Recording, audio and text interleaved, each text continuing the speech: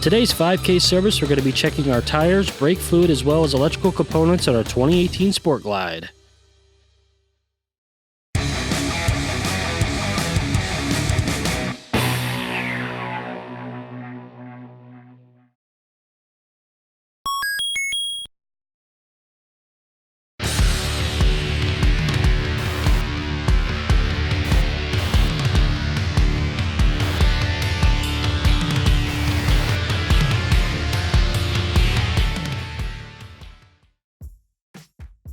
Often overlooked and never should it be, tire inspection is a very important part of a bike service as well as before every ride. We're going to do a few things here. First, inspecting the condition of the tires.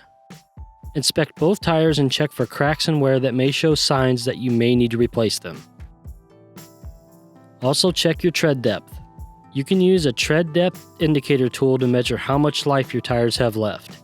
I could tell just by looking that I have plenty of tread left, so these tires are in great shape. Also, a neat little trick with the Michelin Scorchers that came on my Sport Glide. There is a tiny Michelin man molded onto them that tells you that these tires feature a tread wear bar. When the tread gets worn down to this bar, they will need to be replaced. Last thing for the tires, check the tire pressure. For the Michelin 31s, the correct pressure is 36 psi in the front and 40 psi in the rear. Of course, to know for sure, always check your trusty owner's manual.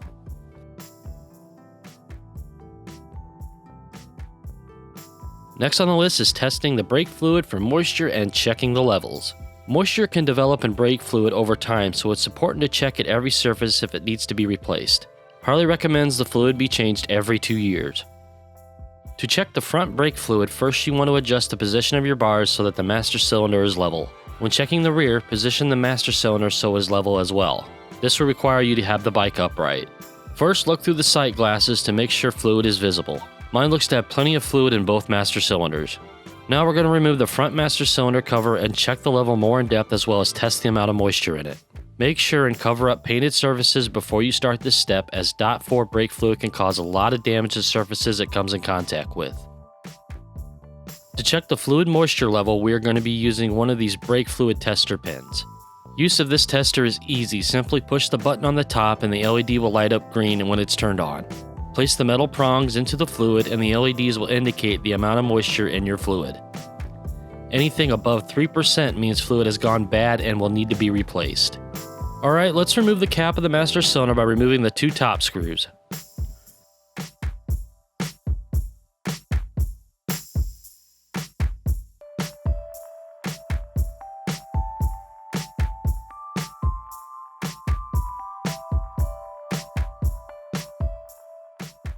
Once the cap is off, remove the spacer cap and diaphragm carefully.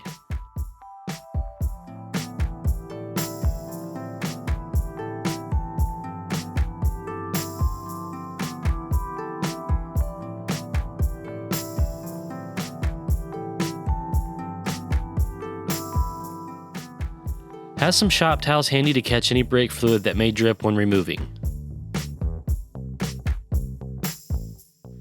Now here we can truly see the level of our brake fluid.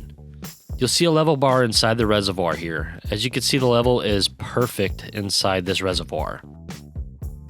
Now let's test the fluid. I'm getting a 0% moisture reading. This fluid has plenty of life and will not need to be changed anytime soon. And to show you guys that the tester is not faulty, here's a test using a plain cup of tap water. See, the lights went all the way up, so we know that this tester is working perfectly. Now you could repeat this process with the rear, but I'm pretty confident the results are going to be the same, so we are finished. Thoroughly clean and dry the components you removed to avoid any leaking fluid and reassemble.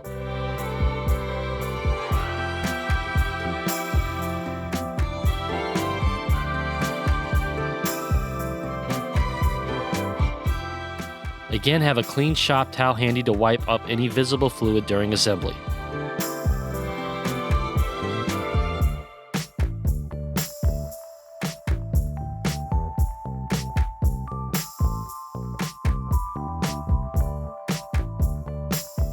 When you get your screws in, torque them down to these values for the front and rear master cylinders. Alright, all done. Let's move on to the last thing on our list in today's video.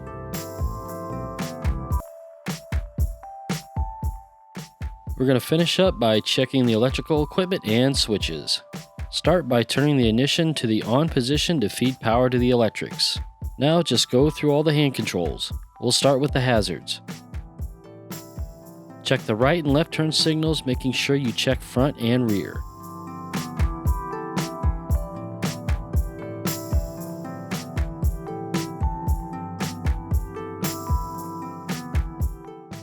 Next, test the brights for the headlamp. Now rear brake lights using both the front and rear brake.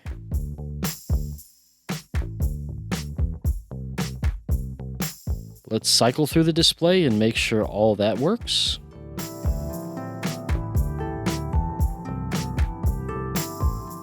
Also check and make sure the cruise control indicator goes on and off of the dash. And last and not least, my favorite switch check, the horn. And that's it for switches and electrical equipment. All seems to be in perfect working condition.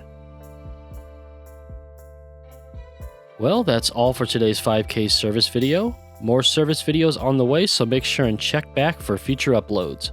Feel free to check out my other content, subscribe, and click the bell for notifications of future videos.